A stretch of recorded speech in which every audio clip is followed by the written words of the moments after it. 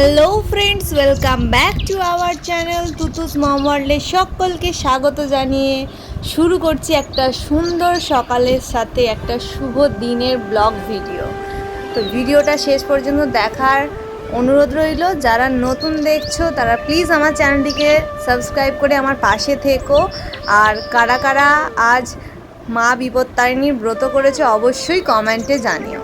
তো চলো শুরু করি। প্রত্যেক বছরের মতো এবছরও সকাল সকাল একদম স্নান টান সেরে রেডি হয়ে ঘরের পুজোটা করে নিয়েই একদম চলে গিয়েছি পাশের বাড়ি এক পিসি শাশুড়িদের বাড়িতে কালী মন্দির ছিল, ওখানেই পুজোর আয়োজন হয়েছিল। তাই এবছর ওখানেই বিপত্তারিণীর ব্রত পালন করতে গিয়েছিলাম। অন্যান্য বছর উলবেড়িয়া কালীবাড়িতে পুজো দিতে যাই, মানে গিয়ে পুষ্পাঞ্জলি মনের মতো দেয়া হয় না। তাই এবছর এই পিসি শাশুড়িদের বাড়িতেই গিয়েছিলাম, কারণ বুঝতেই পারছো বাড়িতে পুজোর আয়োজন হলে সেখানে একদম ধীরে সুস্থে মনের মতো করে মাকে পুজো দেওয়াও যায়, পুষ্পাঞ্জলিও দেওয়া যায়। তাই ওখানেই এবছর পুজো দিয়েছিলাম আর মন ভরে পুষ্পাঞ্জলিও দিয়েছিলাম। মেয়েকে রেখে তো আর যেতে পারি না, তাই সকালবেলা ওকেও রেডি করে খাইয়ে সাথে করে নিয়ে চলে গিয়েছিলাম। দেখি ঠাকুরমশাইও এসে গিয়েছিলেন এবং সাথে পুজোও শুরু করে দিয়েছিলেন, এবং তারই কিছু মুহূর্ত তোমাদের সাথে তুলে ধরলাম।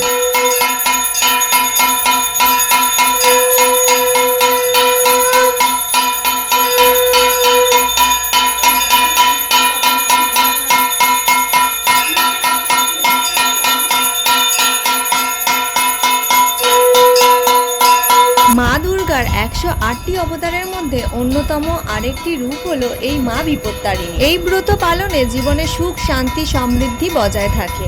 আর এই ব্রত সোজা রথ থেকে উল্টো রথের মধ্যে যে শনি আর মঙ্গলবার পরে এই দুটি বারের মধ্যে যে কোনো একটা দিন পালন করা হয়। এই পূজার উপকরণ হলো 13 গাছি গিট দেয়া লাল সুতা, 13টি দূর্বা, 13 রকমের ফল, 13টা লুচি, 13টি পান, ডাব, একটি নৈবেদ্য। আর এই দিন 13টা লুচি আর 13 রকমের ফল খেয়ে এই ব্রত পালন করা হয়ে থাকে। দেখতেই পেলে তোমরা ঠাকুরমশাই কত সুন্দরভাবে আরতি সম্পন্ন করলেন, এবং তারপরে সবাই পুষ্পাঞ্জলি দেবার জন্য হাতে গঙ্গা জল নিয়ে হাতটা ধুয়ে নিল। এবার চলো তোমাদের সাথে পুষ্পাঞ্জলির মুহূর্তটা শেয়ার করে নিই। লোগ শোক হরা দেবী সর্ব সংকট নাশিনী সর্ব সাথী হরে দেবী পুণ্যমামি পুণ্য পুণ্য সর্বমঙ্গল্য মঙ্গল্যে শিবে সর্বার্থ সাধিকে শরণ্যে ত্র্যম্বকে গৌরী নারায়ণী নমস্তুতে দুর্গো তারিণী দুর্গেত্তম সর্বশুভ নিবারিণী ধর্মদ্য মোক্ষদে দেবী নারায়ণী নমস্তুতে।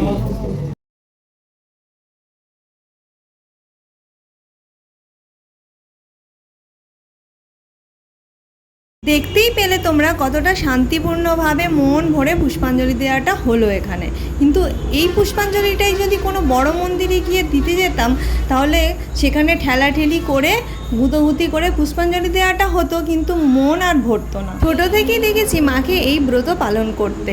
পড়াশোনার দৌলতে আমি ব্রত পালন করে উঠতে পারিনি। স্নান সেরে যখন স্কুলে যাবার জন্য রেডি হয়ে পড়তাম, তখন মা শুধু ওই 13টা গিট দেয়া লাল সুতোটা হাতে বেঁধে দিত, আর সেটা পরেই আমি স্কুলে চলে যেতাম। সংসার জীবন পাওয়ার পর থেকেই এই ব্রত আমি সঠিকভাবে নিয়ম মেনে পালন করে চলেছি। এই দেখো পুজো শেষ করে ঠাকুরমশাই এবার শান্তি জলে ছিটা দিয়ে সকলের ব্রত সম্পন্ন করে দিলেন। আমার কাছে এই ব্রতের সব থেকে পছন্দের উপকরণটি হলো 13টি গিট দিয়ে সাথে 13টি দূর্বা বাঁধা এই লাল সুতোটি। এটি হাতে বাঁধলে আমার মনে এক অপূর্ব শান্তি আসে, মনে হয় মা আমার সাথে রইলেন, মায়ের আশীর্বাদ সব সময় আমার সাথে রইল। তোমাদেরও কি এইরকম মনে হয়? অবশ্যই জানিও।